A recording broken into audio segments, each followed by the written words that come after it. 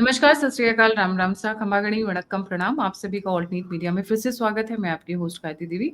हमारे साथ जुड़े हुए हैं मनीष चौधरी जी। मुद्दा बड़ा इंटरेस्टिंग है, बहुत ही दमदार है, बट आगे बढ़ने से पहले व्यूअर्स से रिक्वेस्ट है कि प्लीज लाइक, सब्सक्राइब और शेयर जरूर करें। हमारे सोशल मीडिया हैंडल्स इस वक्त फुली एक्टिव हैं। आपको हर 15 मिनट पे ब्रेकिंग न्यूज दे रहे हैं। ऑल्टरनेट मीडिया एक्स और गायत्री टीएम पे, टेलीग्राम पे हमारे डिटेल्ड एनालिसिस है, इंस्टाग्राम पे आप मेरे शॉर्ट्स देख सकते हैं 30 सेकेंड्स और 1 मिनट के। Please follow us on all the social media platforms. और अगर आप लोगों को हमारा काम, हमारी डेडिकेशन, हमारा कमिटमेंट पसंद आता है तो प्लीज आगे आएं और हमें सपोर्ट करें। नंबर और यूपीआई दोनों स्क्रीन के ऊपर है। आगे बढ़ने से पहले बताना चाहूंगी कि एक फोटोग्राफ बहुत वायरल हो रही है जिसमें ये ब्रिटिश सोशल मीडिया ने इसको पोस्ट करना शुरू किया है, इंडियन मीडिया ने उसको थोड़ा बाद में उठाया क्योंकि ठीक है, इट्स ओके। आई मीन अब वो कर रहे हैं तो हमें भी करना पड़ेगा, अतिथि देवो भव। वेयर Starmer, UK PM Keir Starmer और मोदी जी एक ही गाड़ी में बैठे हुए हैं, तो उसको बड़ा बढ़ा चढ़ा के बताया जा रहा है। उसके अलावा कुछ चीजें बड़ी इंटरेस्टिंग हुई, किस तरीके से रानी मुखर्जी और स्टामर की फोटोग्राफ वायरल हुई। एक ही जगह बैठ के वो लोग कुछ शोज देख रहे थे एंड देन दिया जला रहे थे। इसी के चलते चलते क्योंकि जिस मिशन पर वो पूरा एक बेगिंग एयरवेज लेकर, ओ सॉरी, ब्रिटिश एयरवेज में 120 लोगों का जखीरा लेकर आए थे बिजनेस को बटोरने के लिए। वहां पर ऑलरेडी वो कुछ एक बटोरना शुरू कर चुके हैं, तभी रानी मुखर्जी पिक्चर में आई। 3 मूवीज की वहां पे शूटिंग होगी, 3,000 लोगों को जॉब मिलेगा। बात चल रही है प्रोडक्शन हाउसेस को एक अपना ऑफिस खोलने के लिए यूके में, लंदन में। उसके अलावा कई सारी recognised and very well known universities Bharat में अपने कैंपसेस खोलेंगी, वीजा में कंसेशंस होंगे। बट न्यूज ये नहीं है, this is just the trailer. तभी वो 120 लोगों का begging, oh sorry, British Airways में फ्लाइट में भर कर लेकर आए थे लोगों को। और रिमेंबर, फ्री ट्रेड डील हो चुकी है, तो आए हैं तो बिजनेस करने ही तो आए हैं। चलिए आते हैं मेन मुद्दे पे। Manish, a very warm welcome on the show, platform is yours ji. Thank you Gayatri ji. I think जब ये सब बातें हम कर रहे हैं, इसमें सबसे मेन मुद्दे की बात यह है कि डोनाल्ड ट्रंप को पता चलना चाहिए कि वो अकेले यहाँ पर नहीं बैठे हुए हैं। उनकी एडमिनिस्ट्रेशन अकेली एडमिनिस्ट्रेशन नहीं है जो दुनिया में बिजनेस करने के लिए जानी जाती है।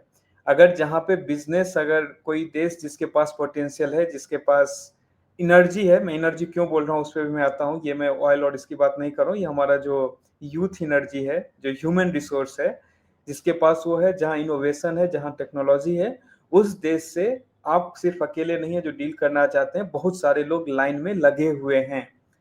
और ये लाइन में जो लगे हुए हैं, इसी चीज को प्राइम मिनिस्टर मोदी, जब ये इतना आपने कहा ना कि वो वीडियो क्यों शेयर किया गया, ये क्यों हुआ, वो फोटो क्यों इतनी वायरल हुई, उसको यही दिखाने का उसमें सबसे बड़ा कोशिश है कि लाइन में बहुत लोग लगे हुए हैं, तुम नहीं तो कोई और सही। तो वो जो कोई और सही है, और दूसरे लोग जो वहां पे, जैसे यूके के पीएम, अब देखिए यूके जो है one of the oldest economies में से है दुनिया की। और चाहे वो हमारे साथ उसका कैसा भी रिलेशन रहा हो, लेकिन करेंट टाइम में अभी वेस्टर्न जो पूरा ग्रुप है, एक तरफ ट्रंप का अपना लाला लैंड है, उस सब में भारत ये यहाँ पर दिखा रहा है कि इतना 125-30 लोगों का टीम लेकर के वहां के प्राइम मिनिस्टर, जो भी एयरवेज आपने कहा उसमें आए हैं, उसका मल्टीपल इम्प्लीकेशंस है। वन, फिनटेक में भारत की कंपनीज जैसे पेटीएम हो गया, क्रेड, और ये सारे लोग यूके में जाकर के इन्वेस्टमेंट्स करने वाले हैं, वहां पे एस्टेब्लिश करने वाले हैं अपने आई मीन डिफरेंट प्रैक्टिसेस। और एक चीज और जो चल रहा है उसके पीछे, वो ये है कि यूपीआई वहां भी पहुंचने वाली है। याद रहे कि यूपीआई से पहले जो एक सबसे पहला यूरोपियन कंट्रीज अडॉप्ट की थी वो फ्रांस है, जहां पे इसके ऊपर ऑलरेडी काम चल रहा है। और यूपीआई जो है अभी मतलब तीन जो टॉप 3 जो सबसे बड़ी इकोनॉमी है, उसमें एक यूके भी है, वहां भी यूपीआई जाने वाली है। और इसका मैं एक चीज से और रिलेट करके बता दूं कि यूपीआई भारत में सबसे ज्यादा डेली यूज होने वाला ट्रांजैक्शन का मीडियम ऑलरेडी बन चुका है, मास्टर कार्ड को पीछे छोड़ते हुए। तो अब इसका एंट्री हो रहा है यूरोपियन मार्केट में। इसका मतलब कि जो दूसरा सबसे बड़ा, मतलब तीसरा सबसे बड़ा जो पॉपुलेशन मास है apart from India and China, that is complete Europe all together. और उसके जो 2 या 3 जो टॉप 3 में से जो 2 सबसे बड़ी इकोनॉमीज हैं, ऑलरेडी उसके एडॉप्शन पे काम कर रहे हैं या कर चुके हैं। तो दिस इज एन इंडिकेटर कि हम आपके जो फाइनेंशियल सिस्टम है उससे एडवांस या उससे बेटर टू यूज सिस्टम हम बना चुके हैं, and now that is going to eat up in your market. ये एक इंडिकेटर है। उसके साथ साथ एक और चीज रिसेंट में घटना हुई कि गृह मंत्री अमित शाह एक पोस्ट करते हैं कि I have shifted to Zoho mail, thank you for your attention to this matter. तो ये एक सीक्वेंस है कि मैं आपके ऊपर कोई टैरिफ, मुझे रिवर्स टैरिफ वॉर करने का जरूरत नहीं है।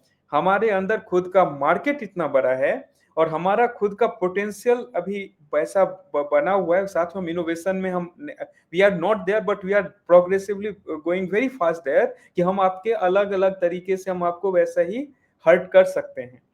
अब इसमें देखिए, एक तो मैंने फिनटेक की बात की कि वहां पे कंपनीज कुछ यहां से वहां जा रही है, उनके भी कुछ कंपनीज है, लाइक रिवॉल्यूट है, टाइड है, वाइज करके है, वो इंडिया में और अपने ऑपरेशंस को बढ़ाने जा रहे हैं। एचएसबीसी एक पूरा टेक इनोवेशन सेंटर जो है वो खोलने जा रही है चेन्नई में। स्टैंडर्ड चार्टर बैंक भी ऐसे ही कुछ इनिशिएटिव्स लेने जा रही है जहां पे उनका टेक इनोवेशन, क्योंकि यहाँ पे टैलेंट पूल है।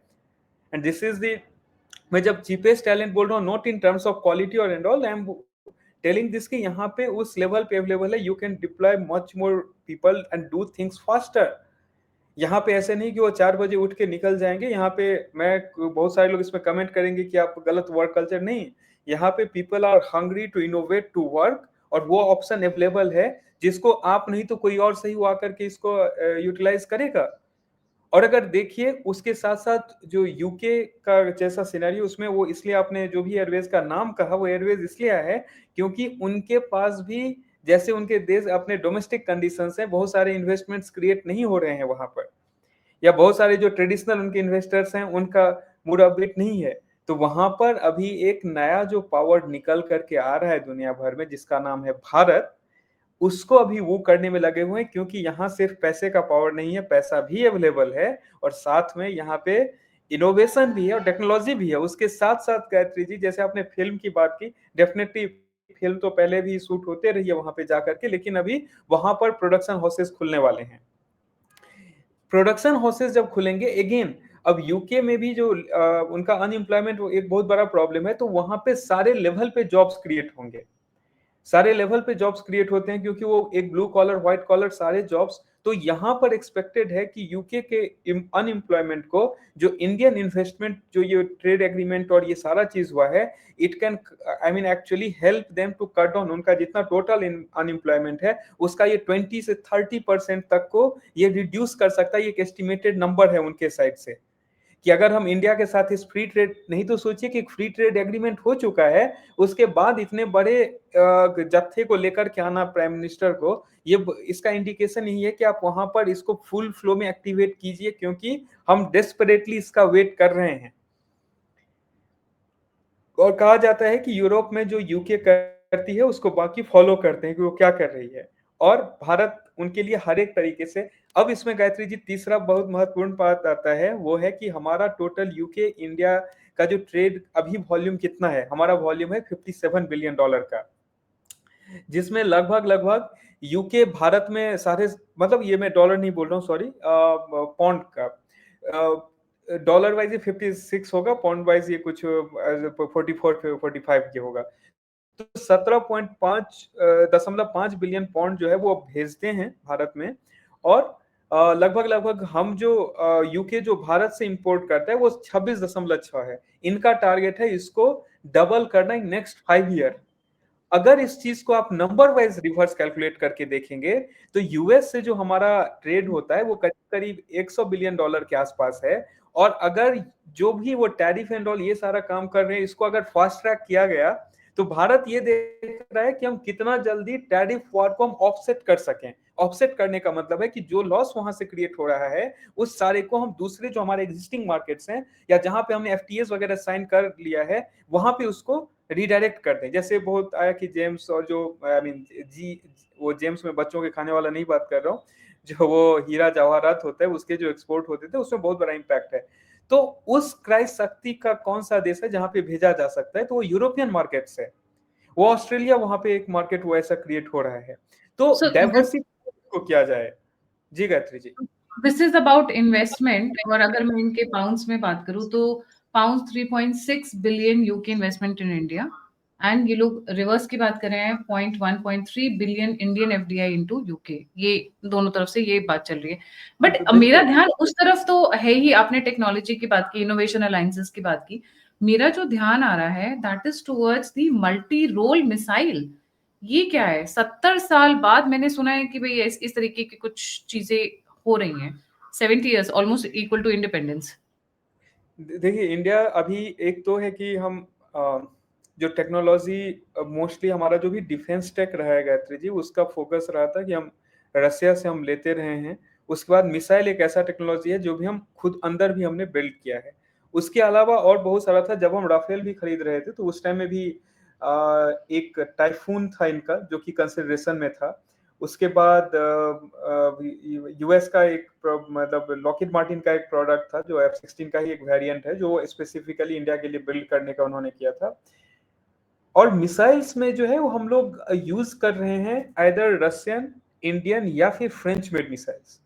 भारत अभी ये इंडिकेट करना चाह रहा है पूरा दुनिया भर में, और आपके ही शो पे मैंने ये बात बोला था कि if we are the largest buyer, अगर हम इतना बड़ा हमारा मोनोपोली है खरीदने में कि हम सबसे बड़े हम डिफेंस, अगर यूक्रेन का रिसेंट वाला हटा दें, हम खरीदते हैं, प्रोक्योर करते हैं, तो वी विल ऑल्सो डिटरमाइन कि हमें क्या चाहिए और हमें कहां से चाहिए।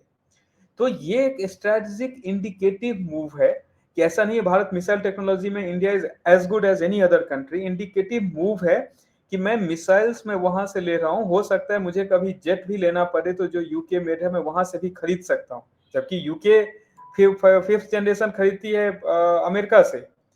तो ये एक इंडिकेटिव मूव है जहां पे बहुत सारे ग्लोबल चेस बोर्ड पे चीजें चल रही है। फ्रांस के साथ हम और डील्स निगोशिएट कर रहे हैं राफेल और उसके लिए, कि अगर मैं मिसाइल्स जो medium range short range missiles जो है, जो अगर मैं यूके से मैं ट्राई कर रहा हूं, तो हो सकता है मैं उनके जेट्स को भी मैं ट्राई करूं। तो either you get ready to get in line with how we are dealing with it, or you get out of the line altogether. So this is the indication to France as well as to US कि मैं अपने हिसाब से कहां से क्या खरीदूंगा, यहाँ पे कोई उस चीज को डिक्टेट नहीं कर सकता है। और इनको भी इन्होंने एक ये दिखा, इंडिकेटर दिया है कि आप यहां से खरीदो, और ये वन वे डील अभी नहीं होगा गायत्री जी कोई भी। ये डील्स अभी टू वे होंगे। अगर भारत वहां से डिफेंस में मिसाइल के बारे में बात कर रहा है तो इंडिया भी उनको रिवर्स सेलिंग अभी करने वाला है। अब इसमें एक फैक्टर आता है कि इंडिया कौन से डिफेंस प्रोडक्ट रिवर्स सेल करेगा, क्योंकि इसमें इंडिया रसिया टाई बीच में जरूर आएगा, क्योंकि रसिया के इमीडिएट थ्रेट्स जो है उसमें यूके भी है, बहुत बड़ा थ्रेट है। और उन वो लोग भी भारत को क्या मिसाइल बेचेंगे, इसमें बहुत सारी टेक्निकल चीजें आएंगी, क्योंकि Indian S-400 defence systems and all ये यूज कर रहे हैं। तो वो क्या मिसाइल यहाँ पे सेल करने में इंटरेस्टेड होंगे, एंड वर्सेस इंडिया क्या चीज उनको रिवर्स सेल कर सकती है। तो ये अब इसमें बहुत सारे टेक्निकल पॉइंट्स हैं जो कि आएंगे इस डील में, बट ये इंडिकेशन है particularly to US and France that India will decide from where and what it wants to buy. एक गायत्री जी, अभी यूएस को एक और जगह पे यहाँ पे प्रॉब्लम होगा, वो ये है इन्होंने जो H-1B वीजा और अलग अलग वीजा पे इतना भसर मचाया है। एक बहुत बड़ी टीम आई है उस 125 लोगों का, जो भी एयरवेज का आपने नाम लिया उस एयरवेज से, जो भारत में कैंपस सेट करेंगे। मतलब आप समझिए, ये मैं जो बोल रहा हूँ डायरेक्ट वो स्कूल हो सकता है, नहीं हो सकता है, ये बाद में पता चलेगा कि अगर लंदन स्कूल ऑफ इकोनॉमिक्स का कैंपस बैंगलोर में हो, तो ऐसे ही वहां के जो बड़े बड़े यूनिवर्सिटीज हैं जहां से बच्चे पढ़ने के लिए इधर से वहां जाते हैं, उसके और बहुत सारी दुनिया के अलग अलग हिस्से से पढ़ने वहां जाते हैं, उसके कैंपसेस इंडिया में सेट होने की बातें चल रही है। अब इसके साथ एक दूसरा प्रॉब्लम जरूर है जो हम लोग डिस्कस करेंगे कि ये कैंपस भारत में किस तरीके की चीजें को इनकलकेट करेगी, वो देखने वाली बात होगी। क्योंकि कैंपस, यूनिवर्सिटी कैंपस एक अलग अपने आप में एक बहुत बड़ा वो रहस्य बन जाता है कि वहाँ क्या चीजें चल रही है। लेकिन अगर उसको अगर फेस वैल्यू पे अभी के लिए देखें, तो जो टॉप उनके यूनिवर्सिटीज कैंपस हैं वो गिफ्ट सिटी अहमदाबाद, बैंगलोर, चेन्नई, हैदराबाद, ऐसे जो भारत के मेट्रोपॉलिटन सिटीज हैं वहां पे वो सेट होने की बात हो रही है। एंड रिवर्स ये भी हो रहा है, जो इंडियन यूनिवर्सिटीज हैं वो भी अपने कैंपसेस इंडिया से बाहर भी, जैसे पहले ऐसा सिर्फ एक दो यूनिवर्सिटीज इंक्लूडिंग बिट्स पिलानी जिनके कैंपसेस दुबई में भी हैं, लेकिन ये होगा कि जो इंडियन यूनिवर्सिटीज हैं वो भी बाहर वहां पे सेट करेंगे। तो ये एक वैलिडेशन है कि दे नो एक्नॉलेज कि यहाँ पर ऐसा इंफ्रास्ट्रक्चर और ऐसा रिसोर्सेज या यहाँ पे इतने आने का जॉब अपॉर्चुनिटीज है। जब कोई भी यूनिवर्सिटीज कैंपसेस सेट करती है तो ये भी देखती है कि वहाँ का पोटेंशियल क्या है, वो उस मार्केट का, कि वहाँ पे बच्चे निकलेंगे तो वहाँ पे वो कहाँ कंज्यूम होंगे, क्या होंगे, कैसे वो यूटिलाइज होंगे। तो इट शोज टू वे कि भारत में इस चीज का पोटेंशियल है कि यहाँ पे इनोवेशन और ये सब कुछ ऑलरेडी हो रहा है और ये आगे ही बढ़ेगा। इसलिए यहाँ पे खोलो, कंपनीज यहाँ पे आ रही हैं, जॉब अपॉर्चुनिटीज यहाँ से हायर होंगे, ये सबसे बड़ा इंडिकेटर है। और दूसरा, जो इंडियन यूनिवर्सिटीज हैं जो वहां पे ओपन करने की बातें कर रहे हैं, मतलब जो वहां के जो लोकल जो मास है उसमें भी ये इंटरेस्ट है कि वो इस तरीके ऐसे जगह पर आकर के वो पढ़ाई करें। और अगर आप देखेंगे तो जो टॉप इंडियन यूनिवर्सिटीज हैं उसमें बहुत हद तक रिस्ट्रिक्शन है कि आपका एडमिशन उसमें किसका होगा। मोस्टली अगर आप भारत से हैं, भारतीय हैं तभी होगा, लेकिन इसको अगर भारत उससे, क्योंकि यहाँ पे ऑलरेडी हमारे पास बहुत बड़ा एक क्राउड है जो कि जाना चाहता है, बहुत टफ कंपटीशन के थ्रू जाता है, तो उसको ये एक्सटेंड कर रहे हैं। तो और जब ये चीज होगा तो वो जो एक बहुत बड़ा वो यूएस और जो अदर कंट्रीज में जाने वाली जो क्राउड होती है, उस समय सोचिए कितना बड़ा और इम्पैक्ट होगा। और वो इम्पैक्ट वो जाने वाले बच्चों में होता है। तो जो वहां के इनोवेशन इंडेक्स में सबसे ज्यादा ऐड करते हैं, मैं सिर्फ ऐसा नहीं है कि भारत ही ऐड करता है, लेकिन एक बहुत बड़ा रोल है जो वहां पे भारत प्ले करता है, उसमें भी इसका इम्पैक्ट होने वाला। जब ये मैं बोल रहा हूँ गायत्री जी, ऐसा नहीं होगा कि आज ये वो और कल से ये दिखने लगेंगे। इस चीज को लीडिंग और लैगिंग दो इंडिकेटर में इवैल्यूएट किया जाता है। लीडिंग इंडिकेटर होता है जो आपको इमीडिएट दिखेगा, अरे कितने बच्चे वहां नहीं गए, यहाँ पे एडमिशन ले लिया। लैगिंग इंडिकेटर होगा कि अरे पेटेंट्स जो फाइल हो रहे थे हर एक साल, उसमें क्या ड्रॉप हुआ है यूएस में, क्या वो पेटेंट्स भारत से अब ज्यादा निकल करके आ रहे हैं, क्या वो पेटेंट जो ऐसे यूनिवर्सिटीज जो यहाँ पे कैंपसेस ओपन कर रही है ये कोला उससे ज्यादा निकल के आ रही है। ये सारे लीडिंग लैगिंग इंडिकेटर्स होंगे जो 5 साल 7 साल 10 साल बाद पता चलेंगे। बट ये इसमें अगर मैं बोलूं क्या यूके आने से सब कुछ भारत के लिए अचानक से बदल गया, नहीं। ये भारत का एक बहुत स्ट्रॉन्ग जियोपॉलिटिकल चेस बोर्ड पे एक इंडिकेटर है कि मेरे पास बहुत सारे ऑप्शंस ओपन हैं, मैं उस सारे, और भारत यहाँ पे केंद्र बिंदु में बना हुआ है और आगे बनेगा। ऐसा नहीं है भारत अपने सबसे सुपर पावरफुल स्टेट में आ चुका है, but it is on that path. उसके लिए एक विजन है, एक मिशन है, एक टीम है जो काम कर रही है। और उस चीज को रियलाइजेशन में कभी भी कोई देश, अमेरिका जो हम आज देख रहे हैं वो पिछले उनका 150 साल का वो मेहनत है जिसमें अभी हम देख रहे हैं।